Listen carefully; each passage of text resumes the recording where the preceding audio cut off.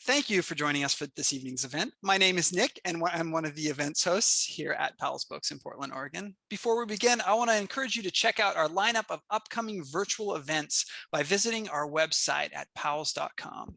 If you don't already do so, please follow us on social media, on Twitter, Instagram, Facebook, and YouTube. Tonight, we are very excited to welcome Jaime Lowe and Jeff Sharlet.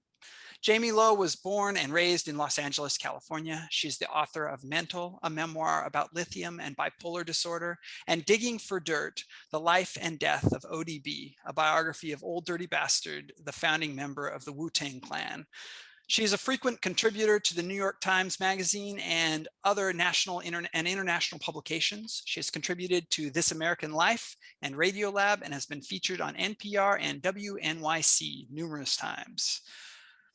California's fire season gets hotter, longer, and more extreme every year. Of the thousands of firefighters who battle California's blazes, roughly 30% of the on-the-ground wildland crews are inmates earning $1 an hour. Approximately 200 of those firefighters are women serving on all-female crews. In Breathing Fire, Lowe expands on her revelatory work for the New York Times Magazine. She has spent years getting to know dozens of women who have participated in the fire camp program and spoken to captains, family, and friends, correctional officers, and camp commanders. The result is a rare, illuminating look at how the fire camps actually operate. A story that encompasses California's underlying catastrophes of climate change, economic disparity, and historical injustice, but also draws on deeply personal histories, relationships, desires, frustrations, and the emotional and physical intensity of firefighting. Lowe's reporting is a groundbreaking investigation of the prison system and an intimate portrayal of the women of California's correctional camps who put their lives on the line while imprisoned to save a state in peril. Joining Lowe in conversation this evening is Jeff Sharlet. Sharlet is an associate professor of English and creative writing at Dartmouth and the best-selling author of The Family, made into a Netflix documentary series. This Brilliant Darkness, C Street, and Sweet Heaven When I Die. His work has earned numerous awards, including the National Magazine Award and the Outspoken Award.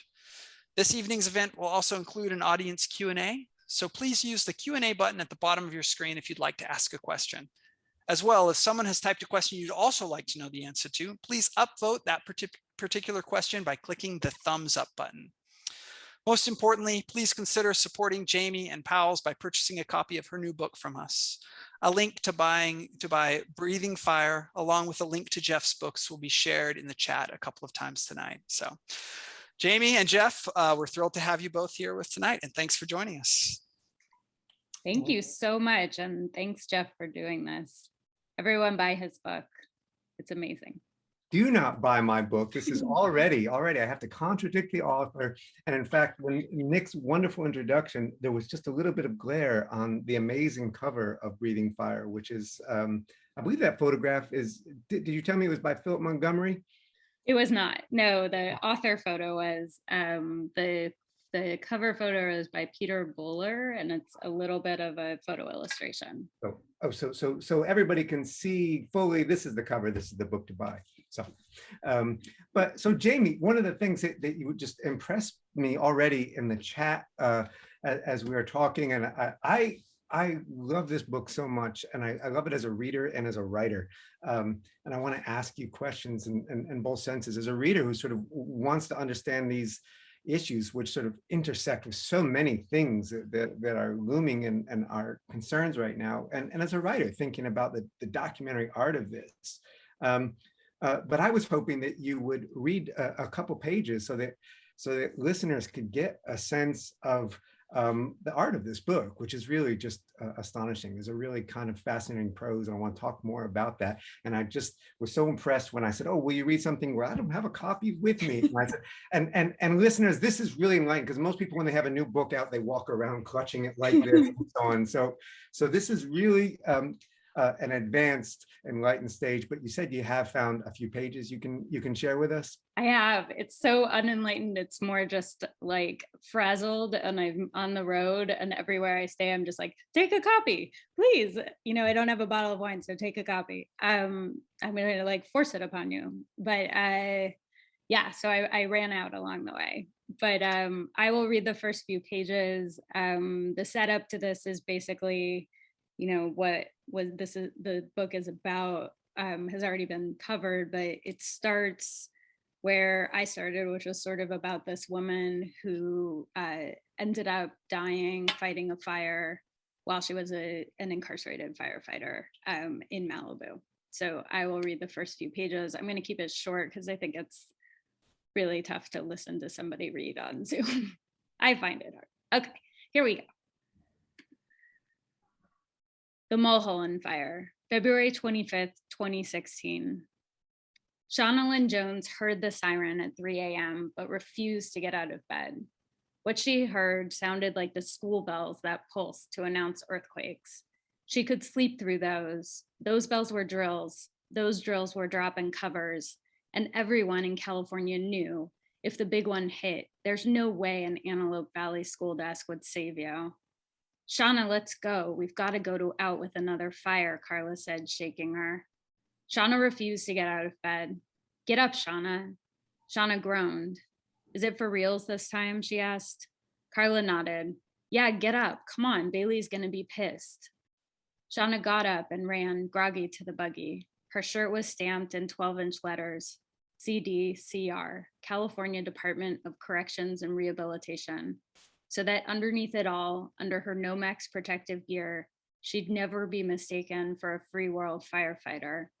At the buggy, Carla pointed at Shauna's feet. Where are your boots? Carla's eyes widened. Shauna was shoeless. She had raced out in a dream state.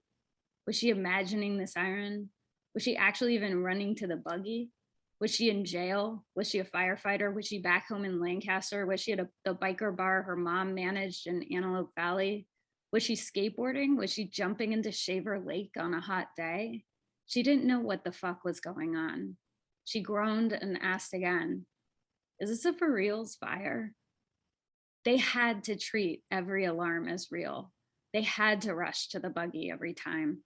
It was their job. It was why they got paid the prison salaries of $2.56 a day and $1 an hour when they were out on the line fighting fire. Shauna had barely seen flames before, but she was itching to. She kept saying she wanted to fight in out of county, when crews would travel across county lines and assist statewide efforts, sleeping outside for up to 2 weeks at a time, sometimes longer. Shauna held her black dirt-caked boots in her hand, but hadn't yet pulled them on and laced them up. They looked just like the kind of shoes correctional officers favor, white smoke jumpers. They were heavy black leather with winged wooden heels. New girls always complained about the boots and the blisters that came with them. It was dark, red and white lights flashed. She made the crew late. The foreman, Don Bailey, was waiting. Shauna made the crew late a lot. She often came out of the barracks sloppy, shirt untucked, shoes untied, disheveled in a way that would often warrant punishment. The crew would get harder work the next day, but Shauna and Bailey had their own rapport. He wasn't as strict with her. Everyone could tell he liked her. And anyway, it was his last day with Crew 13-3. After this, he'd be promoted to captain and transferred, and they'd have a new foreman. He told Shauna to hurry up. It had been the third, fourth, maybe fifth alarm of their shift. Around 10 p.m., when inmates had to be on their bunks for final count, the crew had just assumed it wasn't their night to catch a fire. They toasted pizza pockets, got ready for bed, but stayed dressed in their oranges just in case they caught a call. They went to bed in the open, concrete-floored barracks, bunk after bunk after bunk. They slept in the same order they walked as a crew. First the Sawyer, the woman in charge of handling the chainsaw and cutting brush. Then her bucker, the person who cleaned up whatever she slashed down. A second Sawyer and her bucker, that was Carla and Shauna. Then the rest of the crew, the women in charge of tools, the girls who scraped the earth with McLeods and cut line with Pulowskis. And last in line, the drag spoon, the person who looked out for safety issues. Okay. So I think that's actually a great setup for a lot of questions I have about this book, because you're so attentive throughout to the way the work is done. And it even reminds me of in this narrative reporting, literary journalism, documentary nonfiction, and so on, which has its roots way back in thinking about how do we pay attention to working life. But so often those stories, in particular, I think with prison stories, can kind of fall into this trap of the redemption prison story. And that's a ready-made, and it sounds like the California system was happy to sell you that story, right? That this is this great program for women and it's making them strong.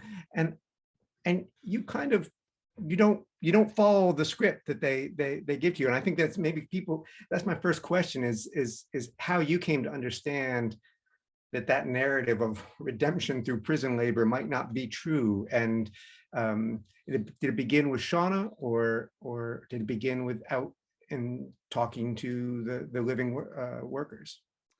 So I think that's a great question. And I think that I have a few ways to answer that. One is I definitely did not come into this story completely objective, and I kind of don't have a real feeling that objectivity is possible in journalism sometimes. And I think I came into, especially after having read, I had approaching this article, or when I first thought about it as a subject, I had read this short piece in the LA Times, and it was, 500 words. It was real brief. And I was kind of shocked by the program, and also shocked by how little was talked about in terms of who Shauna Lynn Jones was. And I was curious about both, and I felt like I needed to know more about both. And also, part of the shock of the program was that I just didn't know about it. As a native Californian, I had no idea this program existed. And I went into the reporting thinking, the raw facts were like, this is insane and awful, like, representation of modern day slavery. And I had very big feelings in that sense. And actually talking to a lot of the women throughout the reporting, there were some positives to the experience. So it wasn't like there was a little bit of redemption, but the way CDCR sold it to me was always about how the recidivism rate was so much better at fire camps, that it was so much clearer that people made transformations and progress. And then when I actually asked for data on that or any tracking information, they said something that was, again, shocking. And I'm going to maybe stop using that word, but they said they don't track the data at all. Which, as a journalist, when you have a huge bureaucracy that is known for not treating people humanely, and they claim that something is really positive, and then they have absolutely no proof that it is, and they don't bother to even do it, that means it's, there's actually no data to support what their claim is. So whatever redemption stories that they were telling me about, I couldn't actually include that as a fact because I didn't have any numbers to say that. In terms of,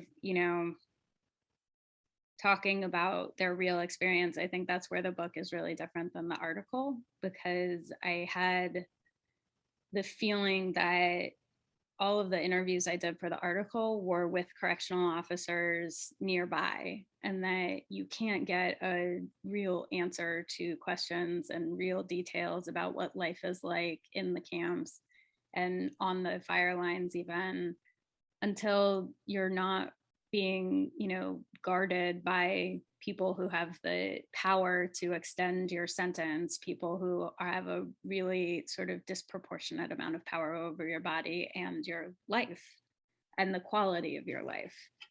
So when I went about reporting the book, I think that it was a lot easier to get something that wasn't kind of a spoon-fed prison system redemption tale, just because I talked to the people about their experiences. I don't know if that answered your question. That was so rambling. I'm sorry. No, it does. And I want to come back actually to that question about prison labor, which you address later in the book, and sort of thinking about the history of inmate labor. But just right there, what you're saying about, you know, the difference between the kind of reporting that is dependent on official sources, right? And what I find beautiful, both morally and aesthetically in this book, is your solidarity with these women who you're writing about. And the ways in which you show us or let us share sort of aspects of their lives. And in some, we encounter them first with interviews which are happening with a PR guy sort of looming over their shoulder, or a woman sort of slips away from the line to tell you about something. Others that you encounter after the time, and you talk about their lives after, and so on. And I wonder if you could speak about that, and in the perspective of the sort of the through line character of the book, which is Shauna, who wasn't alive, the one person that you couldn't speak to. What it meant to you to speak to these other women as a way both of understanding their lives, but also as sort of maybe refractions of what Shauna's life might have been. Yeah, I mean, I think that at first, I was really using the experience of the other women's lives and what they talked about in terms of the details of the fires and the details of the work and what it felt like to be out there. Very specific feelings, you know, of like face melting against the heat of the fire and the heat of the boots. That those details all came from the people, like other people who had lived through the program, rather than Shauna, obviously, because I didn't get a chance to meet her or interview her. I feel like I'm deeply unfocused right now. I'm sorry. Tell me again, like maybe let me reframe the question a little bit and so on. There's the book has this great coherence, but within it we encounter, it makes me think of the novelist Louise Erdrich, who within a novel has sort of chapters around characters, stories. So there's sort of short stories, and we encounter Carla and Sonia's story and so on. And each time they're so individually themselves, and yet they're also reflections of Shauna, and each time breaking free of that kind of narrative that the PR guy who hangs over the initial interview tries to impose on it. And I wonder how you arrived on that, and how you chose the women whose stories you were going to tell, who were going to be the short stories that made the whole. I think that, so I think maybe one way that I arrived on that is that I struggled really hard with how to tell the story in a way that wasn't from my perspective watching, but also was not me interpreting another person's life who I clearly hadn't lived in their shoes. And so I wrote the book probably 3 to 4 times from page 1, and in different ways. And it's not that I had completely abandoned what I had done each time, but you know, the first time felt really off to me, and I finished and celebrated and was so happy I finished. And then the next day I realized, I was like, I can't actually show this to anyone, and this isn't what I want the book to be. And then the second version was from a completely different perspective and dealing with it in a much more kind of, I don't know, academic way, I guess. And then it was a third way. And then I think they all kind of meshed together. And I realized that, and this was, you know, largely due to a question that you had asked at McDowell way back when I read the first chapter. And the first chapter is really omniscient, third person, like it's just a scene. And you had asked if I was going to include me and my experience in the reporting, in the writing of the book. And because I had just written a memoir and was totally tired of me and myself in every way, my gut reaction, and I think I was probably pretty strong and obnoxious about that, I was like, no way, I will never include me. That's it. Like, no, terrible. But then when I was kind of trying to piece together how to write the book, and braid these stories that I had experienced and all of the information about the program that I had learned. And what I also really wanted was to get a sense of California and California's history in it. I felt like I had to include some of what my actual, involvement was, and why I was interested, and why I kept going, and why I wanted to talk to everyone.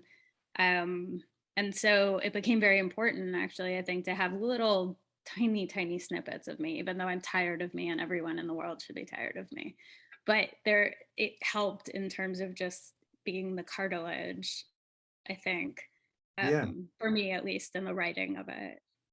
This is, to those listeners not familiar, Jamie and I met at a place called the McDowell Residency for writers. And that was one of my questions because, of course, as a Californian, Jamie has to have a relationship with fire, but maybe in the age of climate change, we all have this relationship with fire. And whether we are in the prison system or whether we are privileged enough to sort of avoid it, we all have a relationship with it. And so I wanted to know, where you saw yourself in that. And I remember that answer wasn't obnoxious at all. But I think of it, and as I was rereading the book for this, and I was thinking about your memoir and maybe your attentiveness to the role that trauma played in these women's lives, and bringing them into that system, what happens in that system, the trauma of being out on a fire of, I think it was Marquette. Am I pronouncing Marquette's name right? Marquette, yeah. Marquette, who discovers the body of a child who's been burned. And I have your memoir here. I'm going to hold that cover up too. Mental, which Lithium Love and Losing My Mind. This is a great book too, which I wonder if the work that you did in that memoir prepared you in some ways to be more sensitive to the role trauma played in these women's lives. I think maybe. I mean, yes, I think that I felt like, I think, I don't know if you feel this way as a journalist, but I always feel deeply sort of grateful and like half surprised that anyone is actually willing to talk to me and share their story and be as open as they are with some just, gnarly details of life. And I always am kind of amazed at who I get to meet and who I get to talk to. And I feel really lucky for that. And I think that writing the memoir was, partly this act of like, okay, well, I'm willing to do this too. Like, I have these stories to tell. I feel like they're important to tell. And, I'm not sad to tell, like, I can tell them and I want to. And maybe that was helpful. And I think like I personally have done a lot of work just in terms of dealing with my own trauma and kind of try and understand trauma as much as possible. And I do think that I will never understand what prison trauma is like because I haven't been in prison, but it is absolutely one of the most horrific traumas to experience. And that is after, living the life that led to prison, which can be its own, many things can lead to it that are really traumatic, like addiction, mental health issues, abuse, various different circumstances that are deeply traumatic. And then you're put in a situation where trauma is forced upon you. And that plus, fire is another terrifying trauma. Like, I think that free world firefighters are just starting to talk about some of the mental health issues that come with being immersed in, week upon week upon week of fighting fires and having to, really be separated from their families for months on end and be out there just in the dirt and the muck and just having to, sift through and try and save the state and parts of this country. Yeah, there's a beautiful passage on page 246. I don't know if you can you see it on your digital version there? If not, I'll just quote. Why don't you read it? Yeah. Sure. Well, the passage that I found so moving is that you're talking, and I was thinking as I was reading this, because throughout, um, you bring us close to fire through the perceptions of these women who are fighting them, which is this whole other genre, right? It's almost sort of like the firefighting. It's the first thing that we gawk at and look at is fire, right? And you talk though about the way this trauma becomes larger in an age of climate change and also of technology, because of this, what you call the new awareness of fires via cell phones and internet and cable news. And you write, we see fire more, we breathe it. A fire in California could be so intense, it affects the air quality on the East Coast. I'm speaking to you from Vermont, where we are experiencing the haze of the fires out there in the West where you are. We see the overwhelming devastation in the walls of flame and videos as it's happening. In real time, we hear the panic of people realizing there is no escape. We see the carcasses of their homes and cars and communities. Fire is closing in more so now than before. That's a harrowing passage. And it made me want to ask about your approach to writing about fire itself and fire as it was experienced by these women, whether it was Shauna on the line or some people sharing there's the Sonia and the Thomas fire. And how did you think about, how do I describe this kind of conflagration? So I tried really, really hard to keep it as focused as possible to these women's experience, because I think that it's different than if you're on a free world crew. And the one of the women I did write about ended up being a Tahoe hotshot and was on an engine crew and is in her second season as a hell attack. So I did get to write a little bit about what it was like for her to be on a free world crew. But I think I really wanted to know what their specific experiences were. So I just kept asking them and talking about it. I went to fire school with one of the women that I wrote about, Marquette. I tried to triangulate that with as much information that was available as possible, like the green reports that are released after every fire by CAL FIRE and various different agencies. I interviewed, fire experts and analysts and people who have been trying to predict where fires go and don't go, and now are completely flummoxed by fire behavior because it's even more wild than wildfire ever was. But I kind of tried to read about fire as much as possible. And then also I went to, I never actually went on an actual fire, partly out of fear and partly maybe out of laziness. I'm not sure, but it seems I did end up going to Paradise after the campfire, right when residents were allowed in, because I wanted to see what happened after fire. And I had just interviewed a firefighter, Whitney, who had been on that fire. And I just sort of walked through, and I'm not always prepared or smart about things. And so I had no mask, or I had no, hazmat suit. Like everybody there was sort of sifting through wreckage. It really felt like this alien place. But that was sort of, I wanted to try and get what it felt like to be on fire as much as possible. And then also the aftermath. Because I think that a lot of times the hand crews that the incarcerated crews make up, go out and they'll be there sort of at the end mopping up. And then, I went and saw the Wolseley fire devastation, and I don't know, I tried just as hard as possible to get as much information as I could. I am not a firefighter. I did not go to fires, but I really did want to hear from the women specifically about what their experience was. I like what you say there. I'm not a firefighter. Right, you're a writer, and that's what we need you to do. And in this book, and through, I think that the really deep empathy, we do feel like we're coming close to the flames, whether it's with Whitney and the Paradise Fire, or any number of these other women, Shauna with the rocks tumbling down the hillside. And we learn a lot about the dangers of the fire, which are not actually just the flames. There's so much else going on.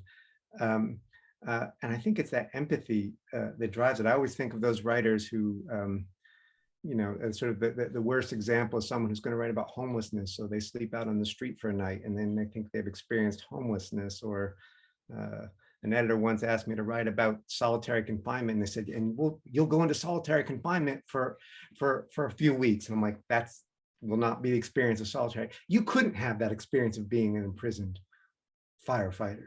But through empathy, you bring us there. And that seems like your approach to writing about prison too. If you had gone and said, I'm going to check into a prison for a month, that's not the experience. Instead, you show us through Linwood, you show us through statistics and numbers, but also through these experiences of these women, through all the aspects of health, sexuality, boredom, all these aspects of what imprisoned life means for them. How did you think about that very difficult question as a non-imprisoned person, as a free person writing about prison life? I mean, I thought about it. I worried a little bit about it, because I feel like, I didn't want to be presumptuous, and I didn't want to ever not understand fully or not try and represent it fully. And so I thought of these in terms of, for the Times Magazine, a lot of times I'll do these very small pieces for them called As Told Tos.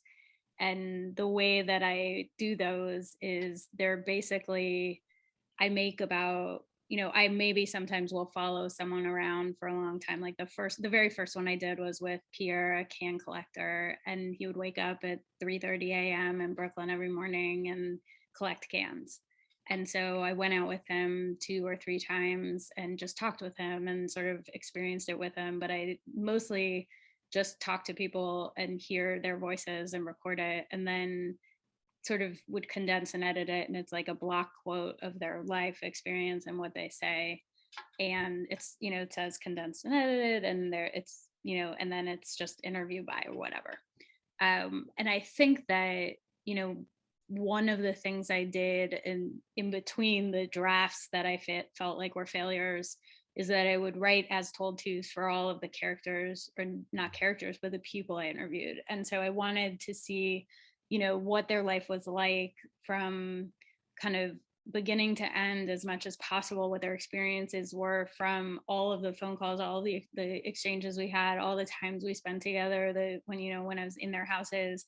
And then I thought I would fold in details later, but that I really wanted their voice to be what drove the story. I wanted their narratives, their words, their, what they told me to be what was like the most prominent part. And then I wanted the sub part to be, the realities of what prison, jail is, and in the history of California with inmate labor, like all of sort of the more informational stuff and not the personal stuff, to kind of contextualize the stories and the narratives.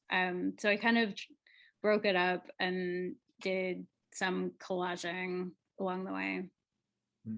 Well, and with Shauna, the sort of the woman who we've heard you read about, and who dies fighting a fire, we get very much that sense, and that kind of because you get to talk to her friends, and you go and you spend time with her mother Diana out in Antelope Valley, and there's great sensitivity to place in this book too, which I really love. But there's a line later in the book when you're talking about the history, and a woman who is often, I guess, spoken of as the first female firefighter, and was an enslaved person who her firefighting may not have been as voluntary as history likes to sort of claim. But there's a line here, he said, like most women, Molly was defined by the men around her. And that too seems to be sort of a theme of this book, of many of these women sort of struggling not to be defined by the men, whether it's women who are doing time for crimes that men in their lives have committed, or women who are doing crime because they're trying to get away from men in their lives, and so on. And I wonder how you thought about this as a book about women's lives and the way women's lives are narrated? I think that it's a tough question, because I think I've always struggled about, I've like been fighting myself, because I think I want to write about whatever I want, like men's stories, women's stories, whatever. But then this in particular, I felt like women's stories about like women who are incarcerated, their stories are told that often, at least a lot less often, in a very personal way. I think that we have a lot of statistics about how the female incarcerated population has grown exponentially, while the rest of the population has sort of leveled off and even decreased in the past decade or so.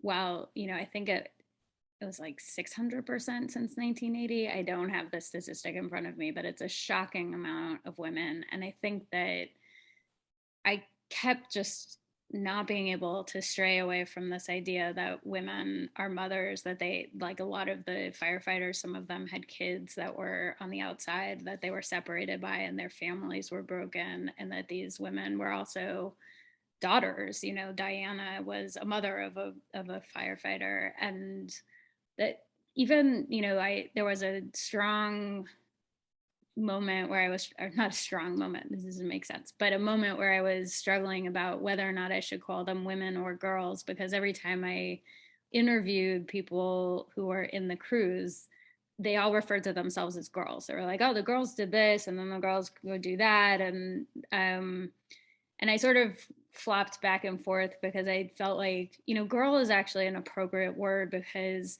somebody like Carla was 19 when she was incarcerated. Shauna died when she was 22. She had already been in prison for, I think, a year and a half. And so these are not, these are young women. And I think that, I'm rambling again, but the idea of women's stories, and how they're formed and how they got there, I just wanted to know who they were. Like, it started with that small article where it was just that I wanted to know their full personhood, and not just, the crime or the people who caused them to be there, or even the terms that we would associate with, like, either, oh, well, that person was an alcoholic, or that person had a drug addiction. And like, I tried very hard to put those in the recesses of the story, because I just wanted to talk to them and get to know them. Yeah, I really admire that. It's a long time before we learn why Shauna is in prison. And by that point, I think most readers, maybe some readers first are start wondering, and then they're starting to realize, oh, the author's not going to tell us this. Oh, that's right, because why does that matter to understanding what's happening there? And so when we do learn it, it's so folded into who she is, who part of her life, and so on. But you speak of those statistics of women in prison. I have to say, just as a person who I try to follow what's happening on with the carceral state and so on, and I didn't know these numbers. I'm looking at it in the book. It says the one that just made my jaw drop. The number of women incarcerated rose from a total of 26,000 in 1980 to 222,000. I mean, just jaw-dropping numbers. And maybe for my last question before we turn it over to everybody else, but to return to that history, that explosion of women in prison, but also the whole history of women or of inmate labor, which I think so many of us sort of take for granted. Oh, you're in prison, so I guess you do work. And in particular, the history of California as being built by inmate labor. So I wonder if you could say a word of that, and then maybe speak to what you think should happen with the fire program. Sure. So, being a native of California and a very progressive minded feelings about California, there's this thought that California is this liberal bastion and very blue state, even though there are so many pockets of very red areas. But I think that the more you look into how the state was actually built, the more you realize it has an equal amount of reckoning to do in terms of, the exact mechanisms that were used to both occupy the state and then also to build it. And I think, Kelly Little Hernandez wrote a fantastic book called City of Inmates about Los Angeles. And basically she described that the laws of that targeted people who were basically drunk at night and wandering around, and they ended up being poor people, people of color, the native populations of California, and they would be taken into prisons and then auctioned off the next day for labor to then become inmate crews that would, they were road crews, they were auctioned to farmers who owned land and used to basically clear areas of California that were not ready for agriculture, and like Orange County and parts of Southern California. But there were road crews that built Sunset Boulevard, that built the PCH, that built, Topanga Canyon Boulevard. And there are crews, the fire crews that maintain fire roads. And so it's still a practice that exists in the state, that prison labor is what builds the infrastructure. There, were camps that did all of the mountain roads in the Sierras and throughout the state. And it is absolutely backbreaking work that's paid almost nothing.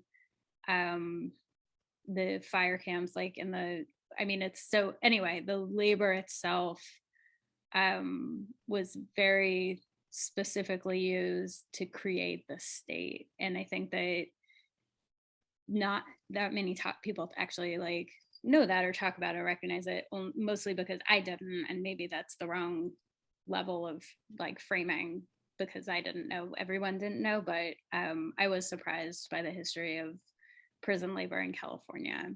And the second part of your question, which is slightly different, I think is that it addresses two things, which I think that,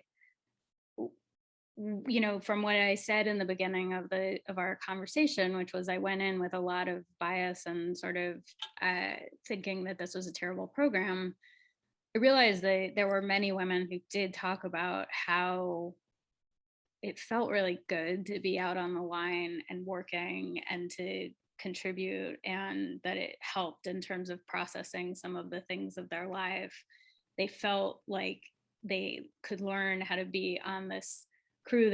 A few of the people called it their sister crew, which I kind of loved that phrase, and that they kind of had all of these disagreements and didn't get along with each other when they weren't on fires. But then when they were on fires, they figured out ways to completely overcome, what otherwise were arguments and just kind of petty squabbles. And because they had to, there was this fire that was raging. There were, containment lines to be cut, and they were forced to work together. And I think that the forced part is problematic, but the outcome sometimes, where there was this feeling of purpose, this feeling of camaraderie, was actually instructive for some transformation. Of course, it's anecdotal to the people I interviewed. So again, there's no data that it actually is transformative. It's helpful recidivism rates wise. But I think that because of that, I feel like the program should not disappear. It just should not be attached to a prison or a sheriff's department at all. I think that it is impossible to be a firefighter, because it's one of the hardest mentally and physically jobs that exist right now. And to do that while you're a prisoner is just absolutely ridiculous. It doesn't make sense. It's so hard to go out and fight these fires and then have a day off, 2 days off, and be watched over by correctional officers who can add time to your sentence or who can punish you for behavioral issues. It's really hard to be both a prisoner. It's not just really hard. It just feels like it doesn't make any sense to me. I don't have the best word for it. It just doesn't work.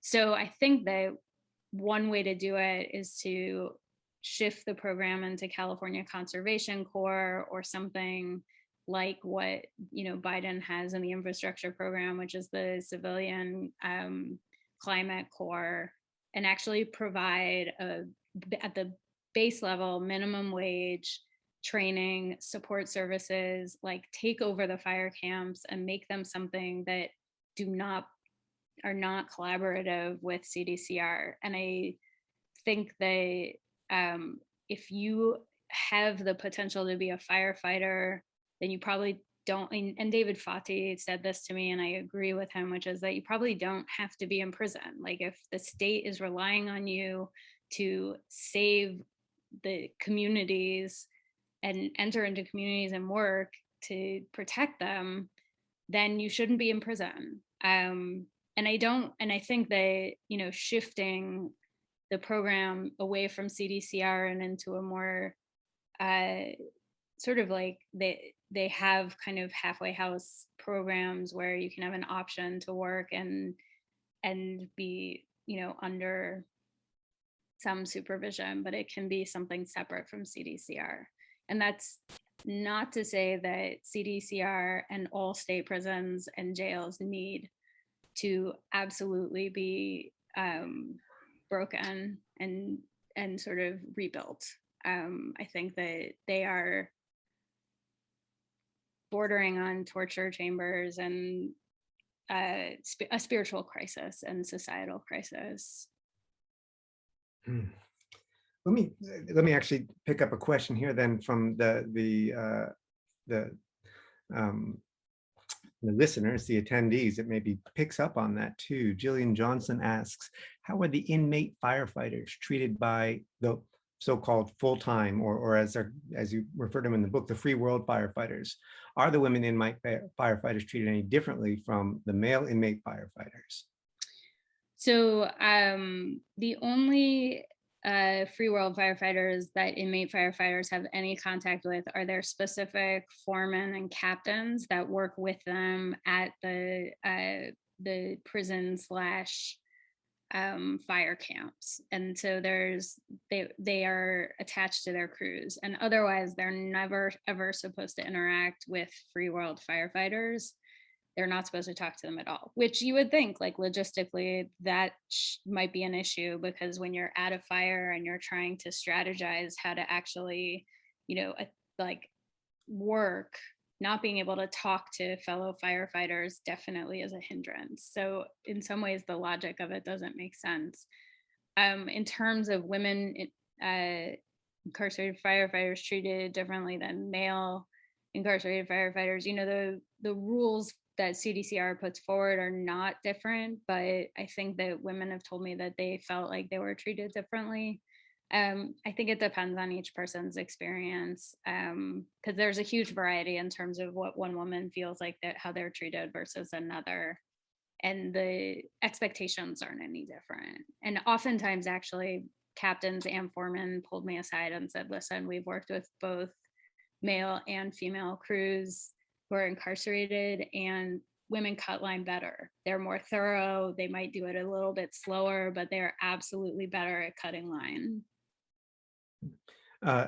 Katie Flynn and the chat, and if you see 4 items over on the bottom of your screen, you see Q&A. Try and put your questions there, and we'll see them more quickly. But I see Katie's question, and then it follows naturally.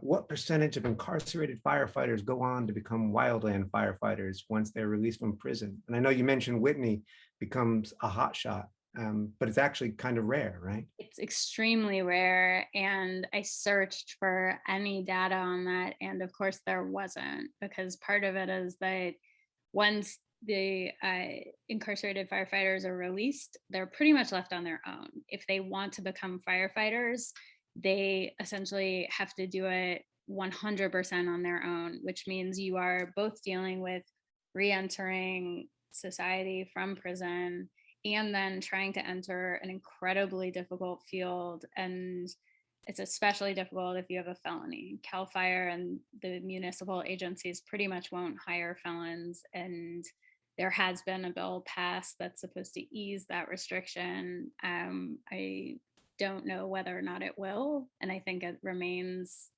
to be seen.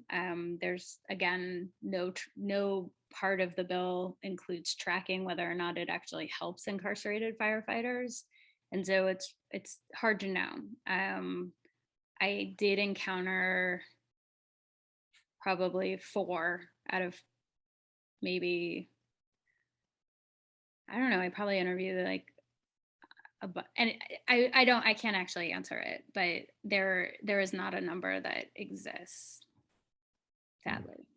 And it's maddening. You have that scene with Marquette where you go to fire school with her, and she's sitting there in fire school, and at one point it seems like practically instructing the instructor.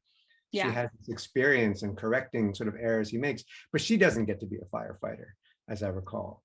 She doesn't, and she, we exchanged messages recently, and she sort of, she is with her kids now, which she wasn't before. It was difficult for her to be with her kids, but she is now with them, and she's prioritizing them over trying to pursue being a firefighter, even though it's something she really wanted to do. But she was juggling 2 jobs, taking the bus to fire school. She didn't have a computer to actually take the tests necessary to become a firefighter. And so she could never actually spend the time at the library to fit in to take tests that she actually had already taken while she was incarcerated. And so she was redoing a lot of training she already did. And so she is definitely somebody who I think, had she had proper support when she was released and coming back into, away from prison, that she might have really wanted to become a firefighter immediately and done it. When she talked about fire, she talked like her whole face changed. She really, I think, loved fighting fire. And yet so much of the experience that she had, it sounds like, was gained out in the field. And this is Miriam Lubit. I'm sorry if I'm mispronouncing that, Miriam's question.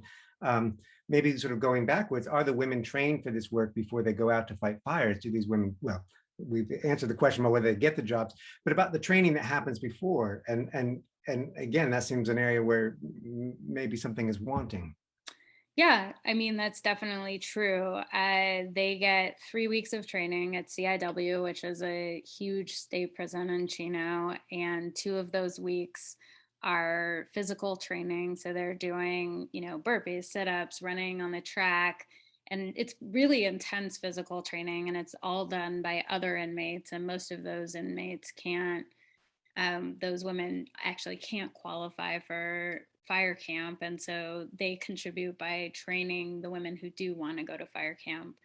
And it's 2 weeks of that kind of training. They qualify for a gate pass. They can then go hiking in the Chino Hills, and then they come back for a week of watching videos, and they have to take a test, and they take a physical test. And once they pass those 2 things and the 3 weeks of training, they go to camp. And there's no live fire training. There's no, free world crews usually get a minimum of 6 months of training and apprenticeship time.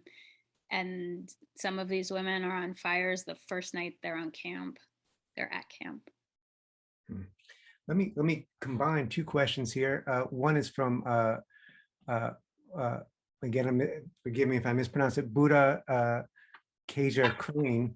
And the other from Elizabeth Castelli, who I know to be a brilliant scholar and writer herself. Hi, Elizabeth. And Buddha writes, the wages paid are shamefully low. Is the time the women spend at the fire camps and in the fire lines credited to the time they need to serve? And that seems relevant to Elizabeth's question. She asked, have you been able to connect these moving stories of incarcerated women firefighters to the deeper structural problem embedded in the 13th Amendment of the US Constitution, whereby slavery and voluntary servitude are allowed for prisoners? And Elizabeth quotes it, neither slavery nor involuntary servitude, except as punishment for crime whereof the party shall have been duly convicted, shall exist within the United States or any place subject to their jurisdiction. And I know that you do actually speak to that very question. Yeah, I mean, slavery is legal in our country, and it's legal if you are incarcerated. And that's something that absolutely has to be remedied. There is a bill actually that was introduced, I think, in December in Congress, and there is a movement to have that clause struck from the 13th Amendment. And I think it's absolutely necessary to do it. I think that I did think a lot about that. But yes, I wish I had the name of the bill in my brain right now so that I could say it, so I could speak it, but I can't remember what it's called. But and I think it's been introduced before is the scary thing. It's something that's actually cycled through a couple different times and hasn't been acted upon. Uh, and that goes, I mean, and maybe just to pick up on Oh on yeah. the question as well, do they get credit for the time they need to serve? Which, when we're thinking about involuntary labor Yes. and how it's compensated or not compensated, that really cuts right to it. So it is the they're serving the time while they're firefighters, and so it's the same as if they were at state prison or in county. Their time is being served at these camps. They are state prisons. These camps have big signs that say they're state prisons. They are treated as prisoners. It's their time that's served. For a while, they were crediting days.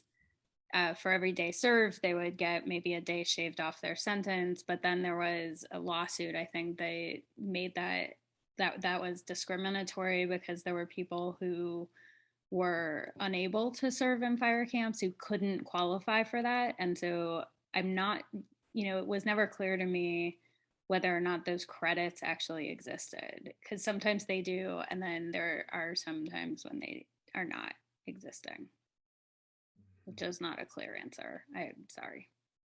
And Jillian Johnson, if everyone doesn't see it in the chat, has actually just put in a link to the name of the bill. Thank you, Jillian. So there we've got that information, collaborative effort to identify this. Let's see, oh, there's a smile. So thinking about that question, let me just ask you a craft question, which is, and I forgive you for forgetting the name of the bill, and because you don't forget the names of Carla and Sonia and Alicia and so on. And to ask you how, as you said, you wrote this book through many drafts, and one draft was sort of more academic than others.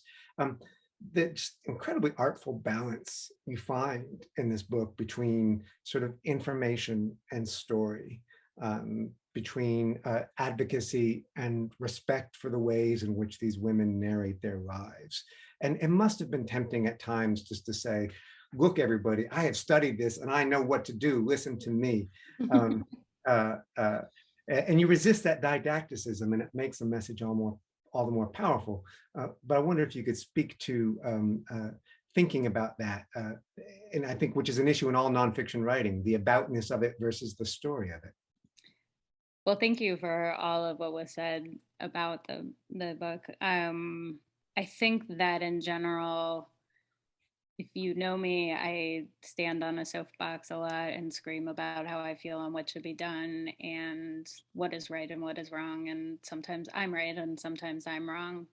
But I feel like my most effective writing is generally when I get out of the way and other people's experiences show what I'm screaming about. And that seems to just be a little bit more effective. And maybe it's because that's just the kind of writing that I am attracted to and want to do and am better at. I generally feel like when I start to write, and even though I feel like information is important, if I'm getting kind of bored and it doesn't quite, like, if it's not holding my interest to want to keep going with it, I stop, because it doesn't feel like it should be in there.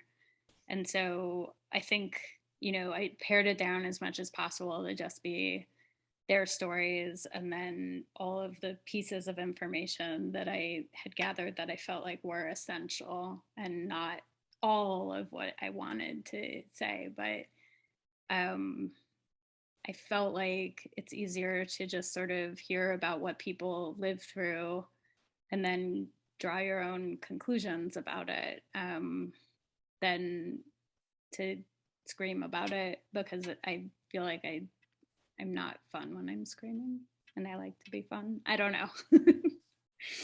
There's nothing in this book that feels anecdotal. The stories that way that some writers, here's a juicy little bit before I get to the instruction.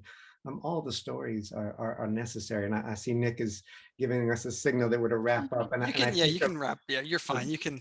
Yeah, you're.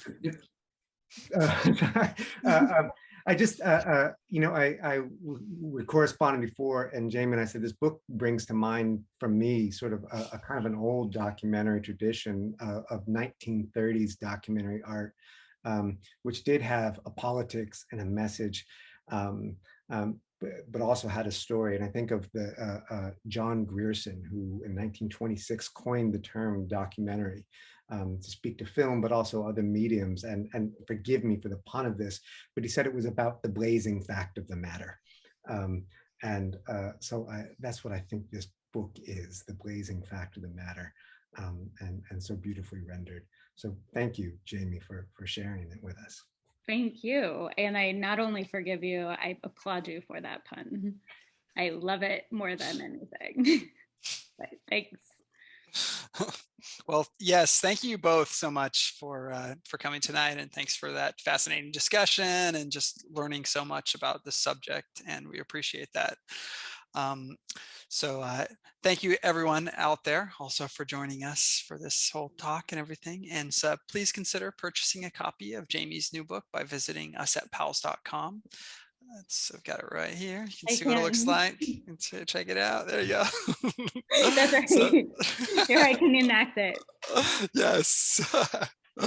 So while you're there, please be sure to check out our lineup of upcoming virtual events, and we look forward to seeing you at another one of our events very soon. Jaime and Jeff, thank you so much again, and we're grateful for Thank you. I else. Can't wait to be back in Powell's and do all of this in person. Yes, please. Let's hope so. Soon enough. And I miss you too, Jeff. I want to see you soon. All right. Thanks, everyone. Have a good night. Thank you so much. Bye. Bye. You're welcome. Bye.